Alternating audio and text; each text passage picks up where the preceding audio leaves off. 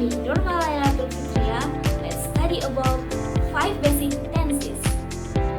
Nah teman-teman, perlu kita ketahui bahwa dalam bahasa Inggris ada 5 tenses dasar yang harus kita kuasai untuk membuat kalimat.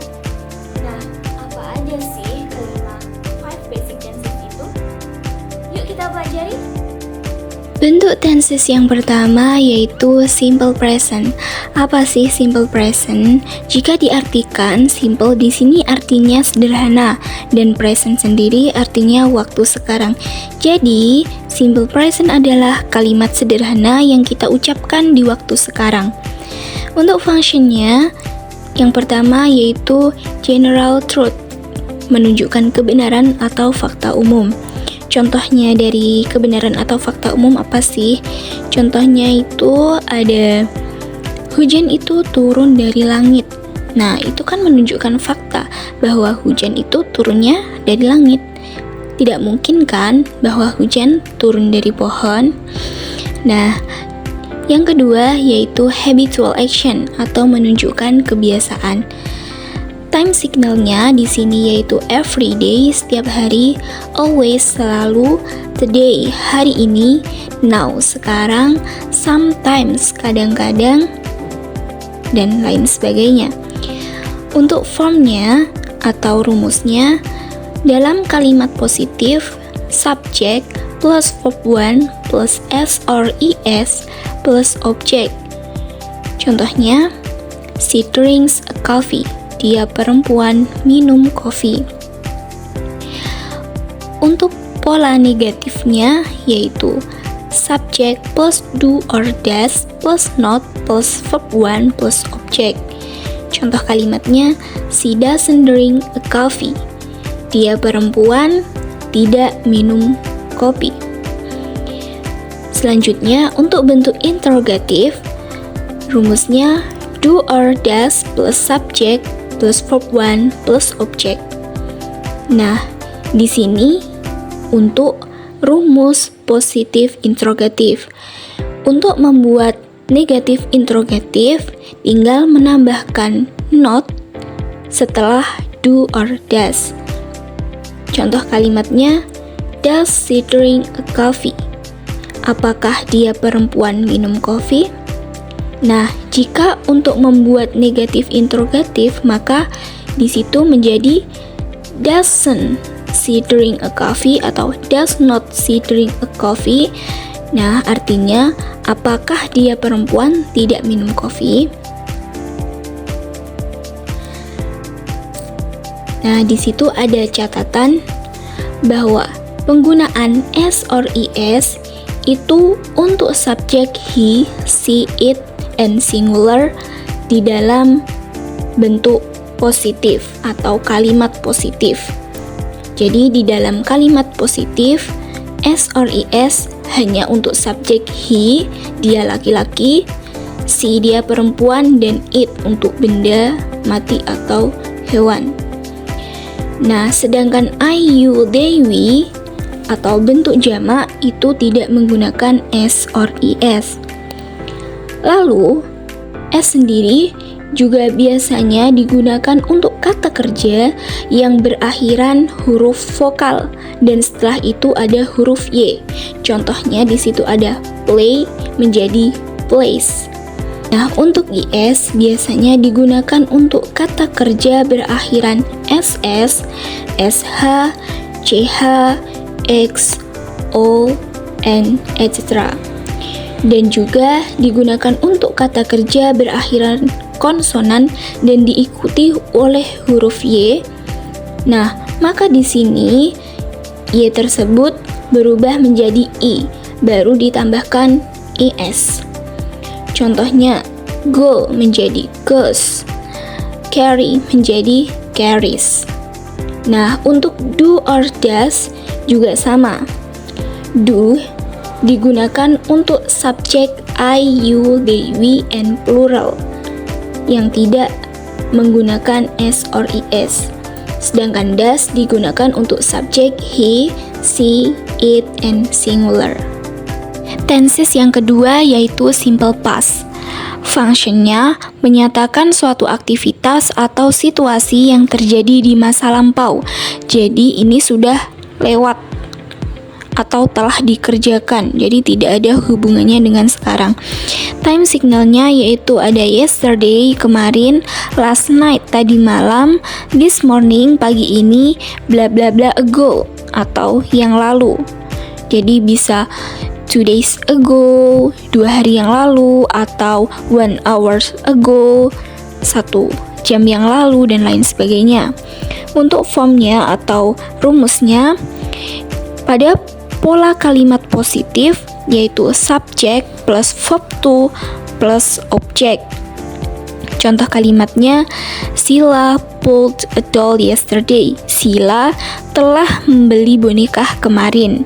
Nah, di situ pulled merupakan bentuk lampau atau verb to dari kata buy, membeli. Nah, untuk pola kalimat negatifnya yaitu subject plus did not plus verb one plus object.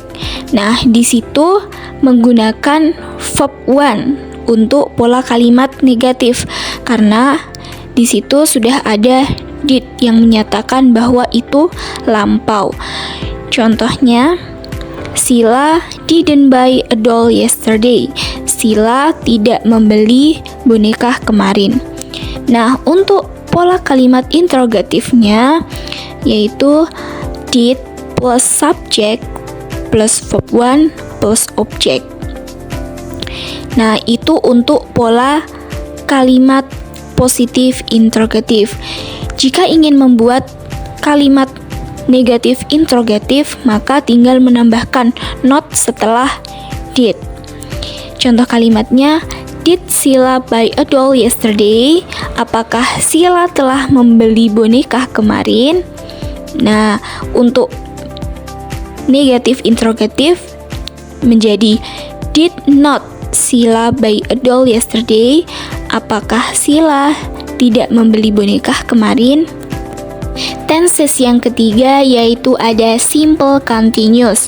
Functionnya menunjukkan aksi atau pekerjaan yang sedang dilakukan atau at the moment. Untuk formnya atau rumusnya pada pola kalimat positif yaitu subject plus to be plus verb ing plus object.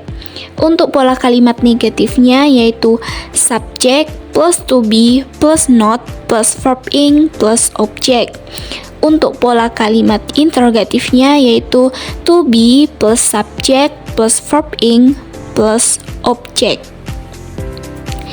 Nah, untuk membentuk negatif interrogatif maka tinggal menambahkan not setelah to be. Kita masukkan contoh kalimat positif. He is playing football. Dia laki-laki sedang bermain bola atau sepak bola.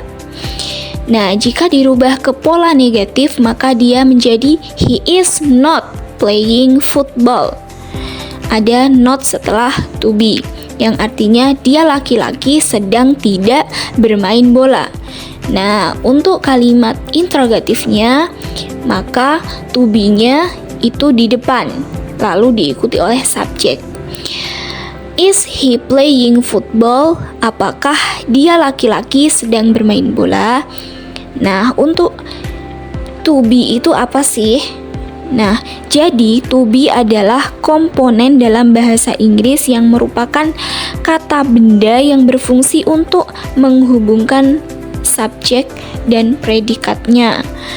Nah, to be di sini ada 3, yaitu am untuk subjek I, is untuk subjek he, she, it, dan are untuk subjek tenses yang keempat yaitu ada present perfect he is. Nah, fungsinya yaitu menyatakan aktivitas yang sudah atau belum dilakukan di masa lampau.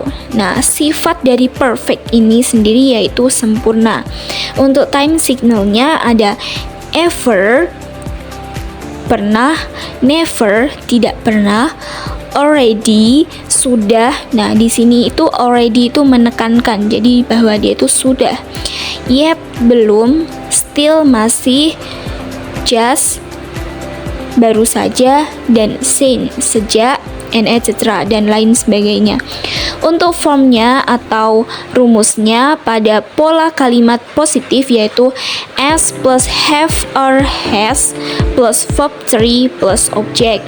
Untuk pola kalimat negatifnya subject plus have or has plus not plus verb 3 plus object. Dan untuk pola kalimat interrogatifnya positif interrogatif, maka have or has plus subject plus verb 3 plus object. Nah, untuk negatif interrogatif maka tinggal menambahkan not setelah have or has. Have or has plus not plus subject plus verb 3 plus object. Nah, contoh kalimatnya untuk pola kalimat positif, Tasya has eaten meatball. Tasya sudah makan bakso. Nah, jika dirubah ke pola negatif maka menjadi Tasya hasn't atau has not eaten a meatball. Tasya belum makan bakso. Nah, di situ semuanya menggunakan verb 3 ya, dari kata eat menjadi eaten. Nah, untuk pola kalimat interrogatif maka menjadi did Tasya has eaten a meatball? Apakah Tasya sudah makan bakso? Nah, ada catatan di situ bahwa have itu digunakan untuk subjek I, you, they, we, and plural.